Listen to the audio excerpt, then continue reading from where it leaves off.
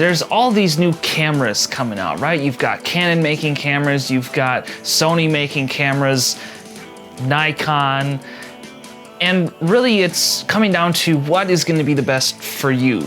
So today I want to talk about the best solution for me personally, why I chose something a little bit more cheaper than a little bit more expensive, and how the same strategy can work for you.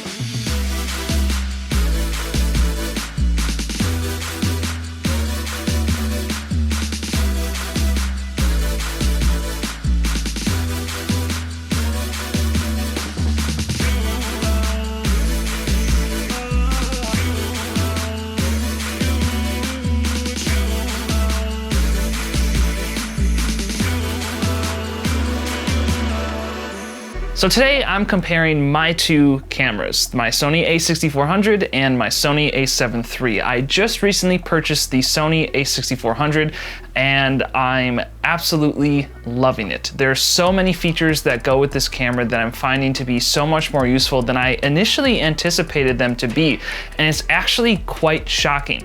The autofocus is what I want to talk about first. If I am filming, I'm going to be filming in S-Log2. That's just my personal preference. That's where I've found to grade the most effectively. I found some really good presets, which I can make another video about. Leave a comment if you want to see that, leave a like if you want to see that.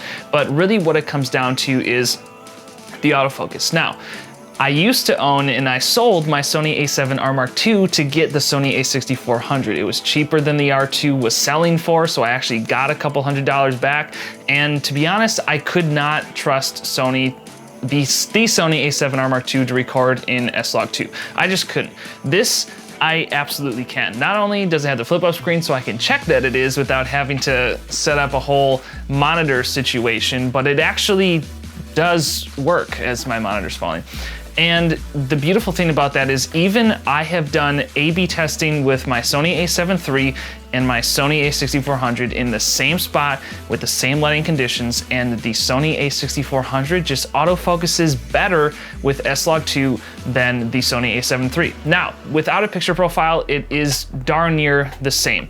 They both run on contrast autofocus points as well as face detection points, but I feel like whatever it is about the A6400, and obviously then the A6600 as well, not gonna say much about the 61 because I just don't know, but definitely the 64 and the 66 have autofocus systems that are gonna absolutely work in any situation. It tracks my face through any focusing situation, throughout any lighting situation. If I'm flush with the same color background, I've even tested against this whitish grayish wall that's beside me here, and the 6400 got my focus every single time. The A7iii did not. And that's really what it comes down to. Also, some really cool features that I think I didn't know actually existed until I used them are, if you do photo bursts with the Sony A6400, you can scroll through them as bursts. So if I'm doing a photo set where I'm dropping an ice cube into a glass, say, and let's say I just and capture as many photos as I can. If none of those work in that series, instead of having to go delete, next one delete, next one delete, I can just go through that whole photo set, scroll through, don't like any of them, boom, delete, it deletes the whole set. And that is so useful in so many situations. I was just shooting for one of our clients who is a baseball team, and I was able to go pitch by pitch. Did I like how the photos I got in this pitch were, or this swing? Did I get the bat hitting the ball? No? Okay, let's delete that whole set instead of going delete, delete, delete, because there's, you know, you're shooting at 11 frames per second here as opposed to 10 frames per second on the Sony A7iii. So you're gonna get couple extra more frames if you're shooting for, you know, 2-3 seconds. So it's just time saving.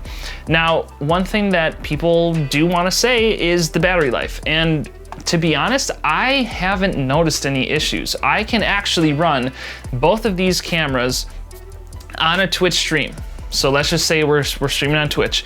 The Sony A6400 actually will last longer than my Sony A7iii. With the A7iii, I can assume about 3 hours, 2.5, 3 hours before I gotta swap batteries. Whereas the 6400, it consistently will get me a full 3.5 to sometimes even 5 hour stream without having to swap a battery. Now, I'm not saying that that means that real world testing that your battery life here is gonna be better than here.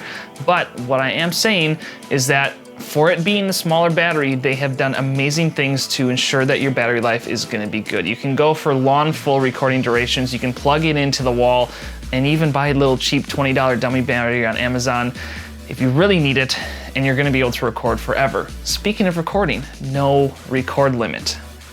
30-minute record limit. So again, that's a huge part of why I love the Sony A6400. And that isn't to say that it's going to be my main camera. There's obviously perks to having a full frame sensor. There's obviously perks to having in-body image stabilization. There's obviously perks to, you know, just the Sony A7iii. It's a bulkier option. It fits really nicely on a gimbal. You get that full frame. You get all of the features of that.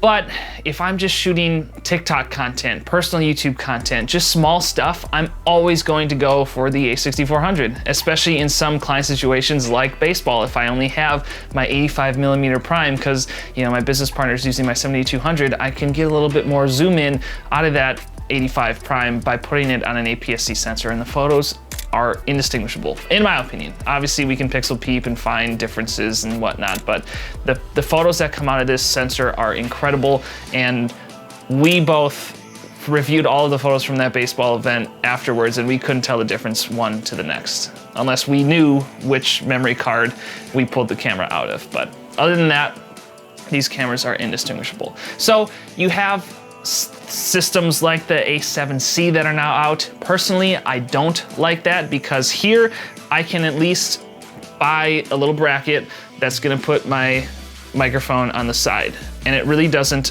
intrude on my ports. Now, that isn't to say that I appreciate that it doesn't have a headphone jack. That would be great. It doesn't have USB-C. That would be great. But what it does have is a very good screen that works very effectively. And what I don't like about the A7C, I'm just gonna come out and say it, is when you flip the camera screen out, you're covering all of your ports. So if you have a microphone plugged in, if you're using HDMI, and you're trying to still do selfie style, you're gonna be blocking half of the screen just with all the stuff you have plugged into your camera. So in a very long-winded, non-organized way, that is why I actually believe that the A6400 is going to be a better purchase for most people than something more expensive like the A7iii. I would love to hear your thoughts in the comment section down below. If you like stuff like this, I would love to make more content like this, so please show your support with a like and a subscribe. I would love to make more content like this and compare and contrast and do all of these fun things with cameras, with technology, with lenses, with lighting, with all the stuff that you see that's being incorporated into something as simple as a YouTube video. There's so much that goes into it, and I would love to show you guys the behind the scenes look into all of it. Thank you so much for watching. I hope that you enjoyed this video, and until next time, I'll see you on the internet.